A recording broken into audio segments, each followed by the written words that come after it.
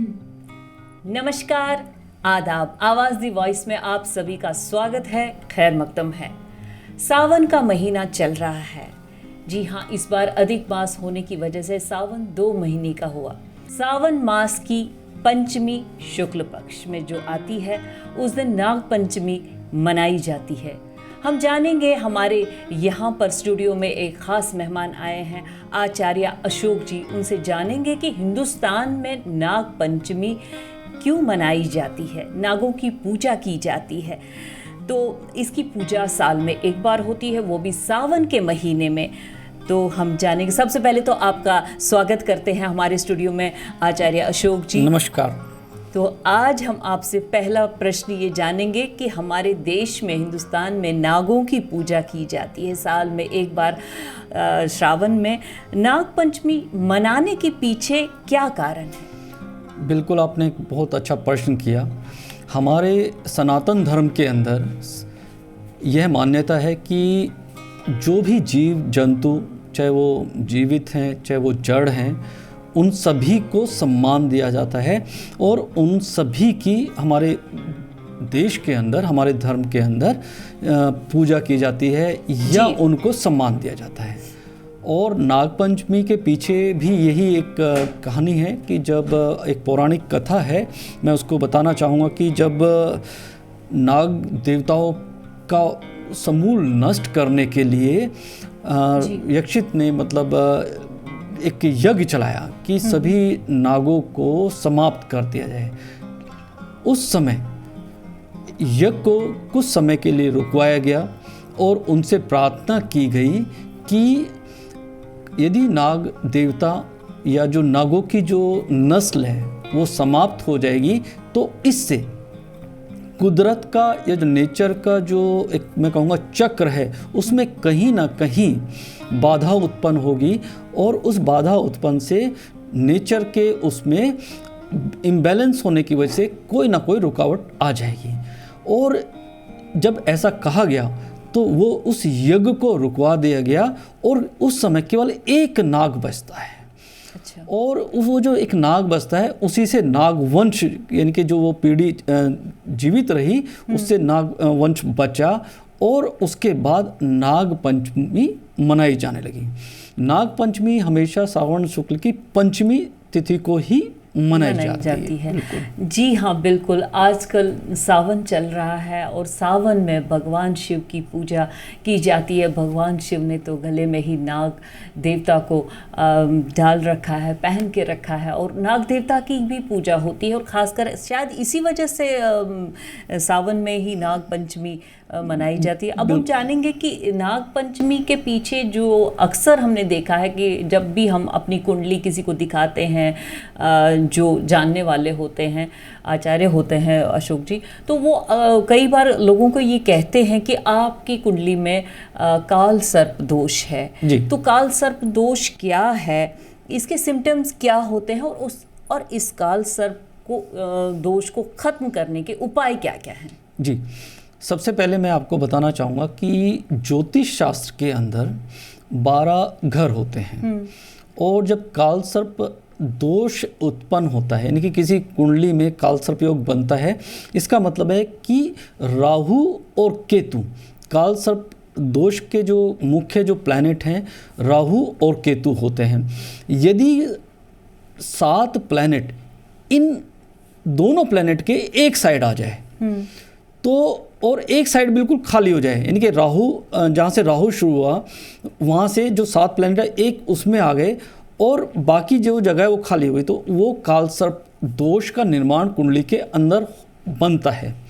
अब होता क्या है कि जैसा कि हम सब जानते हैं कि सनातन धर्म में पूर्व जन्म का एक ये थ्योरी है कि व्यक्ति का पूर्व जन्म होता है। जी।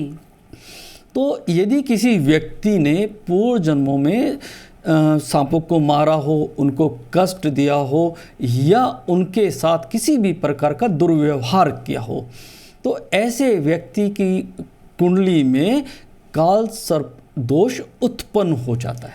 आचार्य अशोक जी, हम ये जो आम आजकल के लोग इस चीज़ को मानते हैं या कई लोग बहुत मानते हैं अपने इस चीज़ को, काल सर्प दोष जो है वो कैसे पहचाना जाए? मतलब जो एक आम इंसान है मेरी तरह, वो कैसे पहचाना कि उसकी कुंडली में काल सर्प दोष है? जी बिल्कुल, जैसा कि मैंने आपको बताया कि राहु और केतु की बीच में यदि सारे 7 के 7 प्लैनेट आ जाते हैं तो उससे हम कुंडली में बड़ी आसानी से पहचान लेते हैं कि काल सर्प योग उत्पन्न हो गया है। जिसमें ये दोष होता है उनको क्या क्या मतलब कठिनाइयाँ आती हैं? जी बिल्कुल, ये बहुत ही इम्पॉर्टेंट प्रश्न है कि जिस व्यक्ति की जन्म कुंडली में काल सर्प दोष होता है, ऐसे लोगों का जीवन बड़ा संघर्ष में होता है।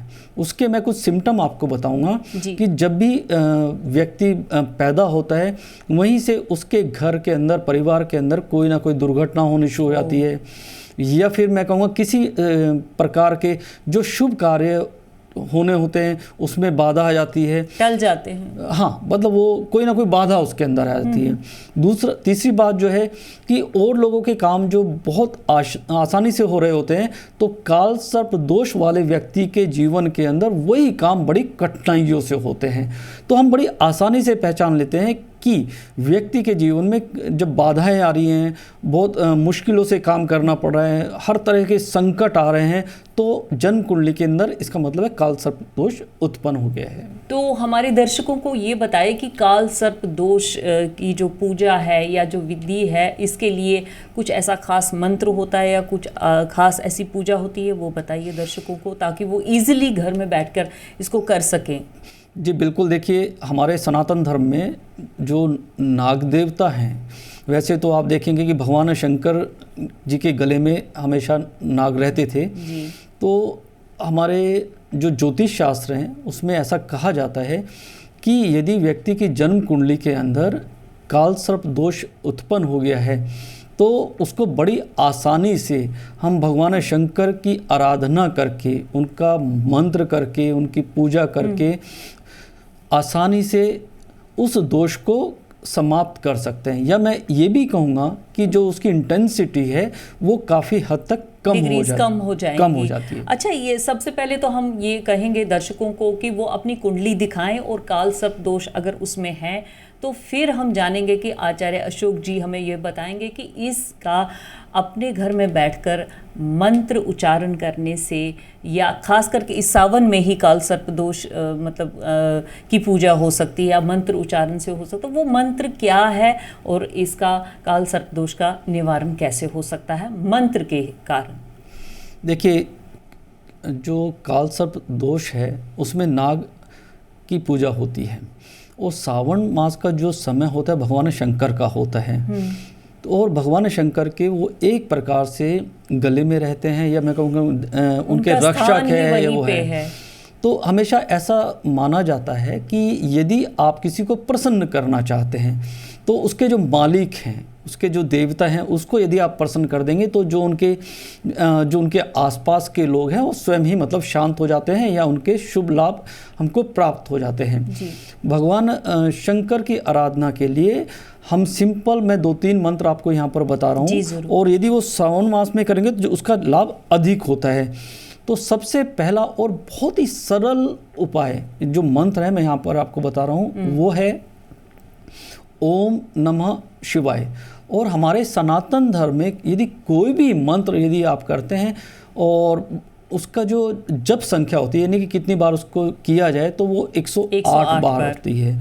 दूसरा जो मंत्र है ओम नाग देवताय नमः, ये भी एक मंत्र है, आप इस मंत्र को कर सकते हैं। और ये दोनों मंत्र बहुत ही इम्पॉर्टेंट होते हैं।